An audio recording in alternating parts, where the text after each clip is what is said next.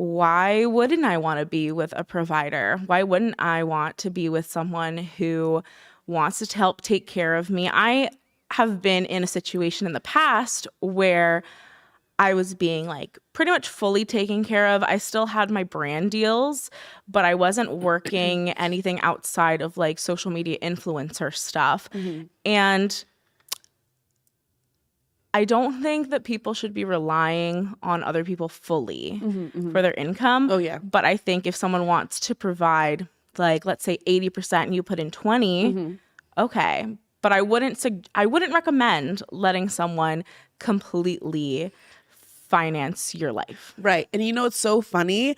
My dad, as old school as he is, like I have a lot of my standards and my my thoughts on dating because of my dad. And he would always tell me, he's like, yes, definitely get a provider type, get a guy who's going to take care of you, take care of his family, you know, that, because like my dad was definitely much so a provider type.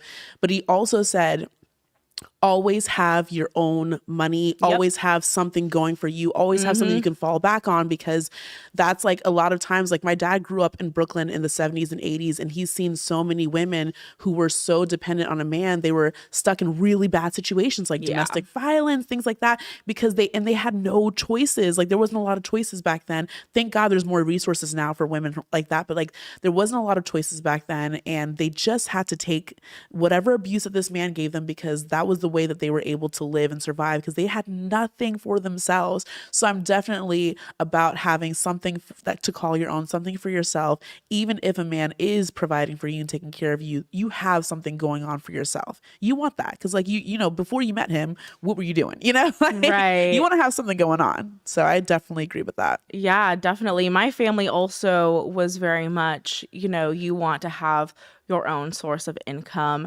because my grandmother, she had my mom and aunt with her then husband, who, when my mom was 2 years old, he very, out of nowhere, he just passed away.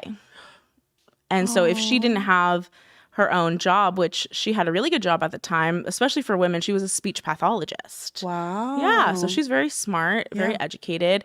And then she had 2 children and was a single parent. Wow. Yeah, exactly.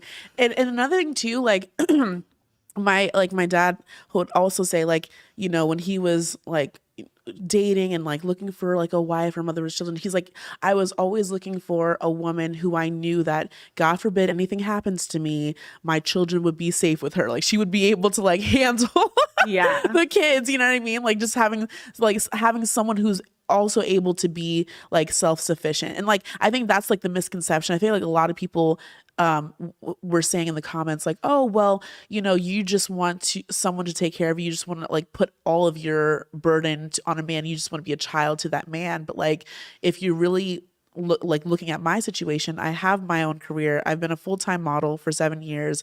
I've been able to pay for my own place, pay my bills, go on vacations, live a full life as a model without a man. So I'm just saying though, if I'm going to add a man to my life, he's going to have to take care of me and provide for me, because I want to get married, I want to have children, all of these things. And like, that's just the steps that I'm taking in order to fulfill that dream of mine, because I'm not interested in being a single mom or like a working mom for all this. Like I would say, I would always tell people like, I want to breastfeed my kids. Like I want to have 10 kids in a kiddie pool, like water birth style with like 2 black doulas in my house. Like, well, the thing is like, you wouldn't be a straight up just stay at home wife or stay at home mom, because you would also have your like entertainment career, your modeling and social media and singing and all the other things that you do. For sure, yeah. But with that, you're your own boss. Yeah. So you just don't, it's like you don't want to have a job where you have to go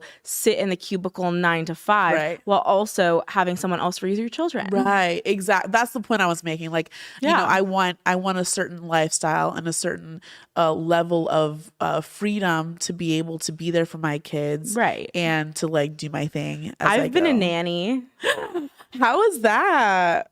Honestly, it's fun, but it's not something that I could see myself doing as like long-term or career for someone else. Like if I see, here's my thing.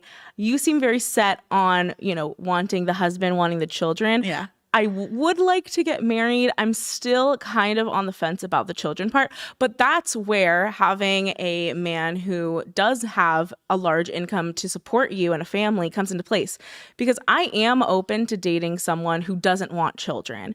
But if the person I'm dating wants children, it's required that they're making enough to where we don't have to struggle with those kids, because I grew up with struggling parents and it's not fun. It's not. It's not fun. It's not at all. I was thinking that too, because like I grew up, I would say like lower middle class, maybe middle class, and like and I don't know, my parents are immigrants. I'm a first generation American kid. So even though we were okay, like we lived in a house growing up, we were good, they still have the mentality of like immigrants where if you don't need it, you don't need, like, you can't just have things you want. Like if you don't need it, you don't need to buy it. Like, so like when I would go, and I grew up in a very privileged area. So like when I would go on like school field trips and like everybody had at least their parents gave them like $20 for the gift shop. I never had $1 for a gift shop. You know what I mean? Like I wasn't able to do like things that were considered normal to the kids in my class, because I had like a different upbringing. Like I had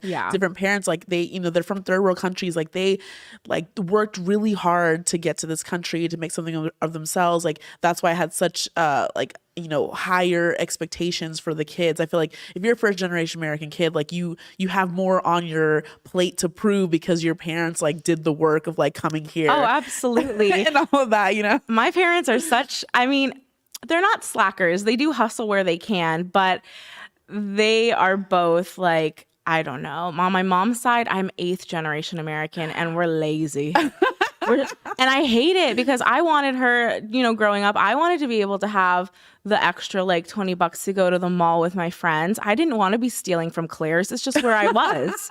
It's just where I was. Not anymore. Claire's. Thankfully, I'm not stealing from Claire's anymore. Gosh. But that was the vibe back then. Did you ever get caught? Yes, I did. I got caught stealing from the Urban Outfitters at the Simi Valley Mall. People from high school, if you're watching this, that happened when I was 13. I wasn't allowed to go to the mall for an entire year. And my parents had to pay a fine. Really? Yeah. Oh my gosh. Literally, I would not dare try to steal from anywhere because don't do it. White privilege right here. Right, don't do it. I'm glad you said it, because as dark skinned as I am, when I go to any store, automatically the old white lady is like following me around. Like I've never stolen anything because I'm so scared of that situation, because I've been trained since I was like 8 years old. I would go into a mall and people would follow me around just thinking that I'm stealing. I'm like, I literally am too dark skinned to steal. It's like so I would never try that. It was me and Claire's. Oh my God.